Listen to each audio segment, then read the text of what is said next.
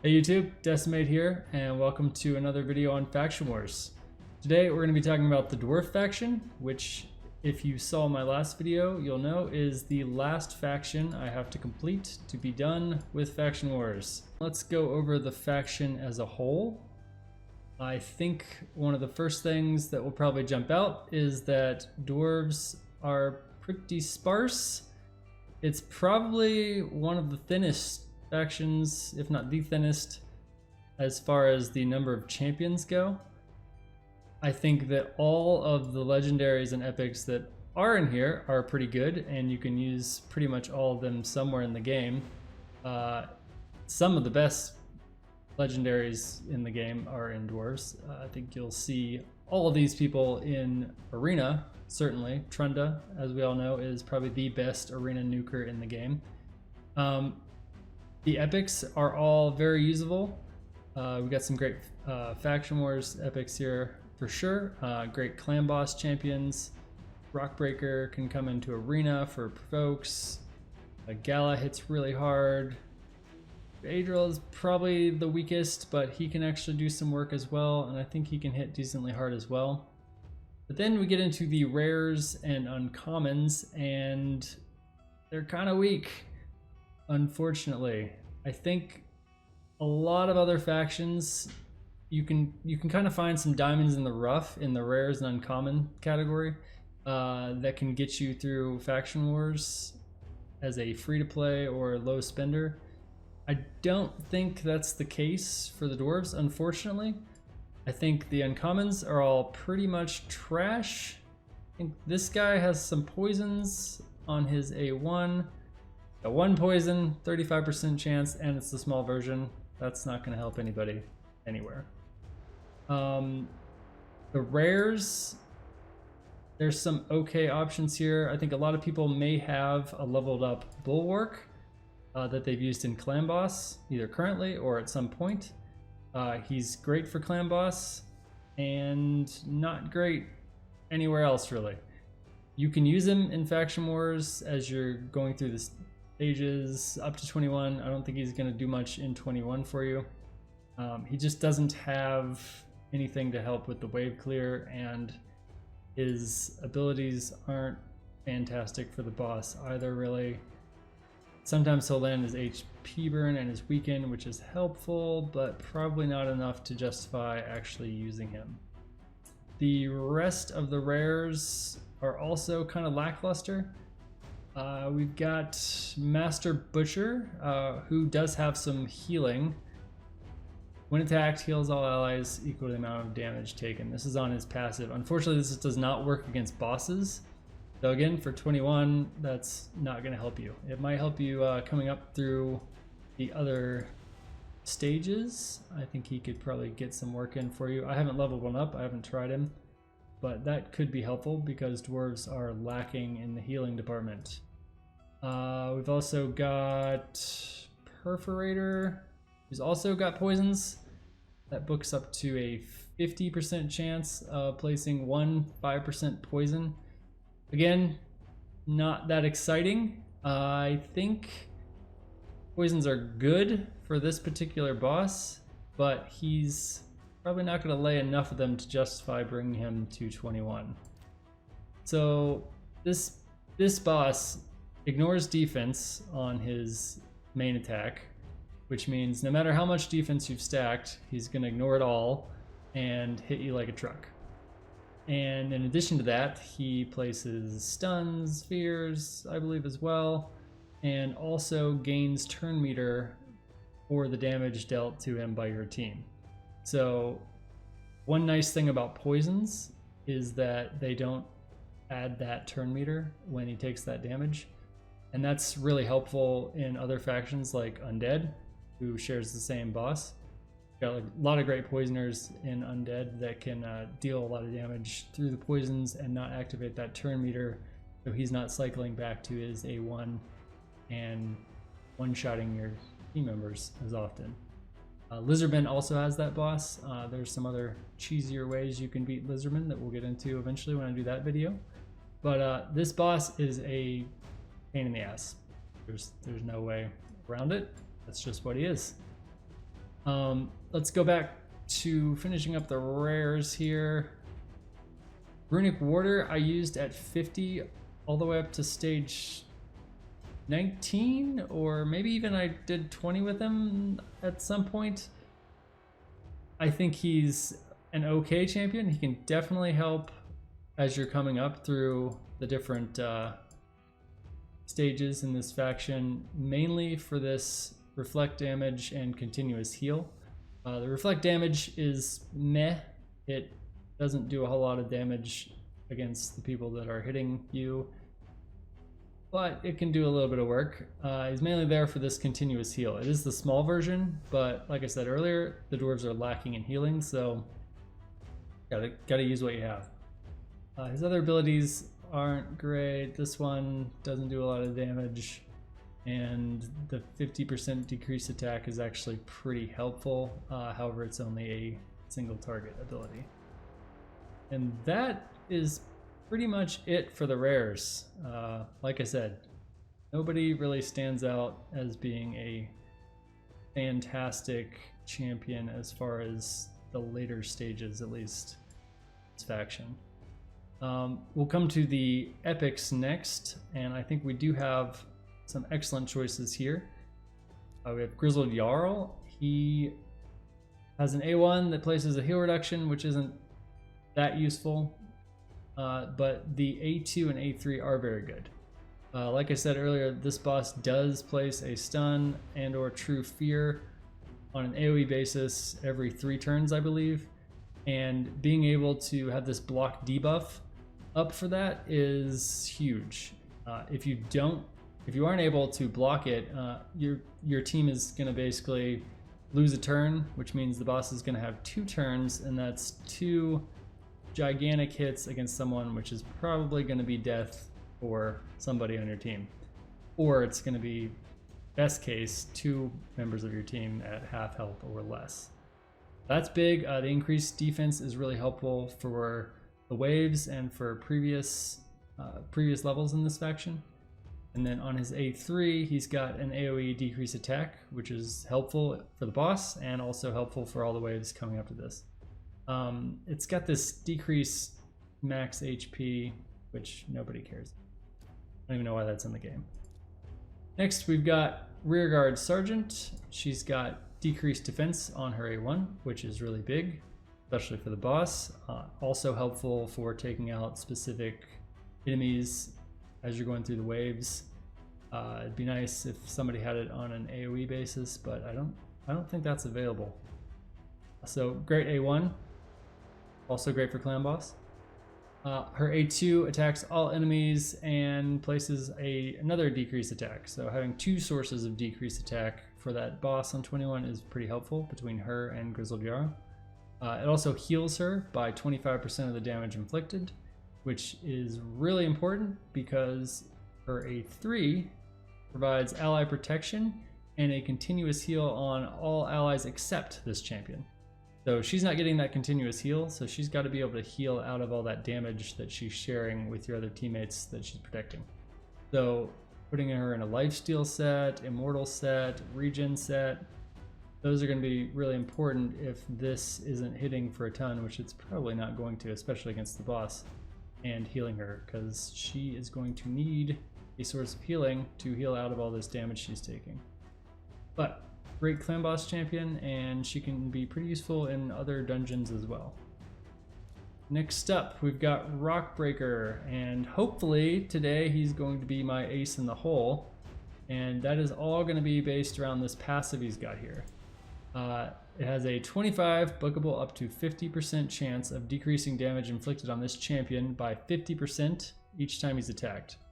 There's no cooldown on this. That's every single time he's attacked, he gets a 50% chance of having the damage dealt to him. So my hope is that this will allow him to take a couple more hits than he normally would be able to from this boss and tank it up enough to where I can survive and keep everyone alive for the end. We'll see how that goes. Currently it's not working that well. And last week when I tried it, he wasn't booked, so it was only a 25% chance, and it didn't proc very often. So, Also, he's got a 100% chance when booked, chance of placing a provoke on all enemies and a counterattack on himself. This is really useful for the waves, and it's nice to have somebody else that can provoke on your team. If you've got Molly, she will be taking all the hits unless you can swing the provoke on over to somebody else, like Rockbreaker here. That is very helpful. And his A1 actually increases his defense each time it's used, stacks up to 20%. And I think this stacks across rounds. I could be wrong there. Either way, it's not a huge deal if it doesn't. It is nice. That just means that the longer the round goes on, the tankier he's going to get. Doesn't help you against the boss because defense doesn't matter against the boss, but it's nice for the waves. Next up, we've got Bedrol, who is a pretty cool champion. I have him, but I haven't really played around with him that much. He has a counterattack on him basically all the time because of this passive here that he's got. Unless he gets stripped off, I guess. But pretty cool champion because of that. There aren't many that do this particular mechanic, I don't believe. And then I do believe he can actually hit pretty hard. And he's going to put a shield on himself when he does. So that's pretty nice, and a heal reduction. Last up, we've got Gala Longbraids, and she hits like an absolute truck. She doesn't need accuracy, she's not placing any debuffs, she's purely there to deal damage, which she does via her A3, which attacks one enemy 3 times. Each hit ignores 25% of the target's defense, grants an extra turn if this champion has full HP after using this skill. In Arena, this is great. You can kill a Rhodos because it's got the multi-hit, even though we're not seeing quite as much of him as we used to after the nerf. And then that can segue into her A2, which ignores even more defense if she's attacking under a shield buff, and heals her by 50% of the damage inflicted, and any surplus goes into a shield buff that she gets for 3 turns. And this shield can be huge as long as you've built her to hit pretty hard. And then her A1 ignores 30% of the target's defense, places a shield buff on her, and that's equal to 20% of the damage inflicted. So basically, the way to build her, because of her extremely low defense, is to just boost her attack and HP to some extent, and just hope that she can gain some survivability from the shields that she's placing and also the healing that she's able to do of this A2. Not a bad idea to put her in a lifesteal set so that she can make sure that she's always healed up to full, so that this is always granting that extra turn.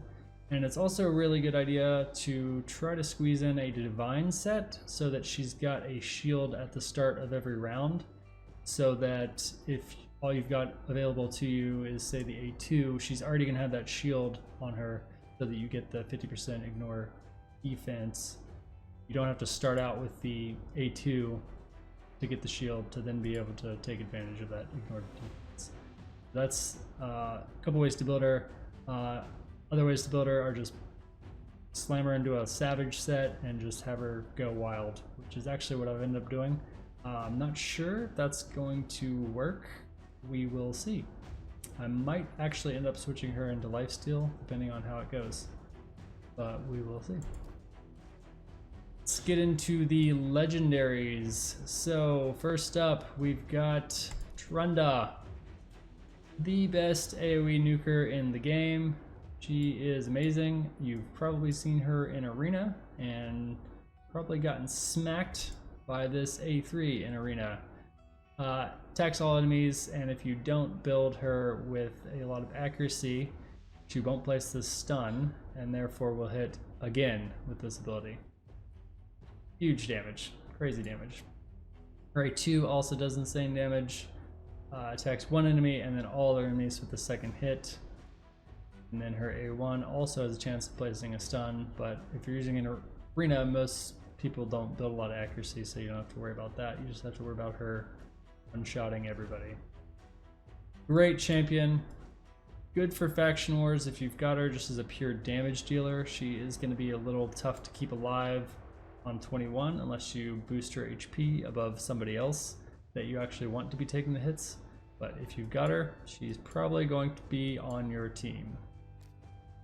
We've got Mountain King. I think you've also probably seen this guy in Arena.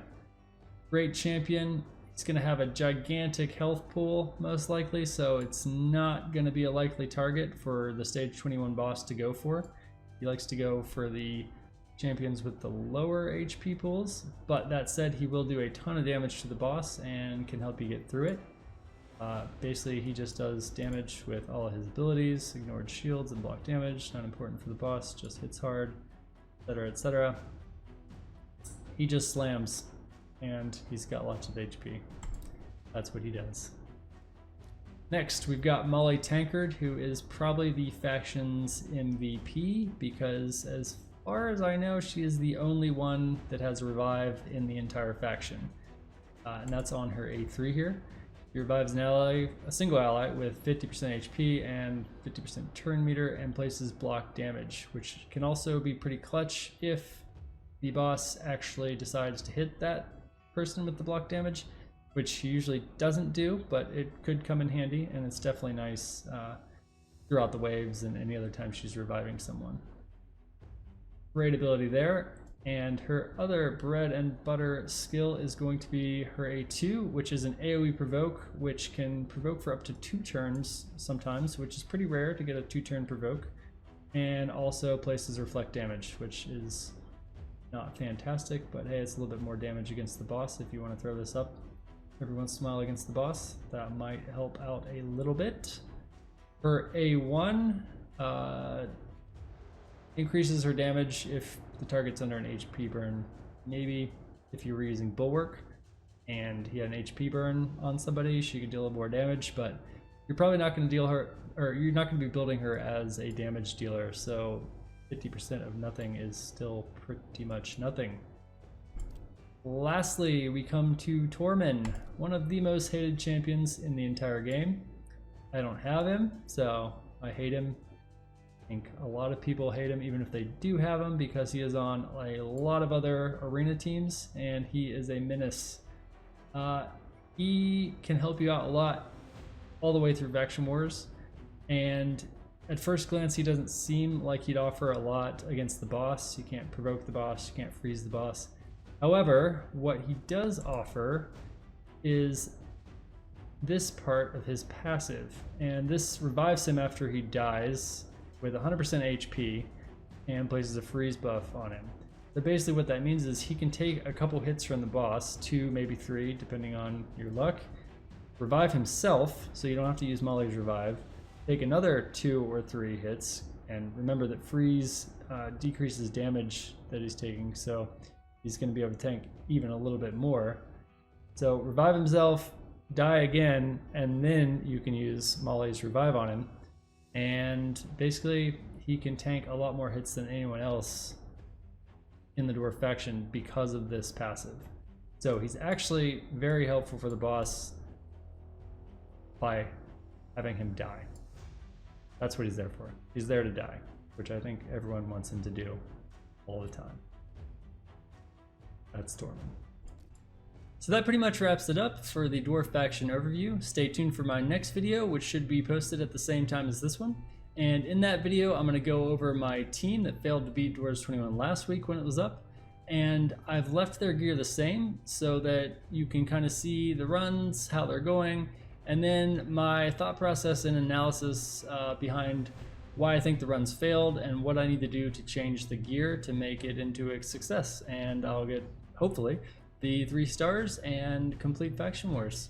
So if this was helpful, like and subscribe, and have a good one.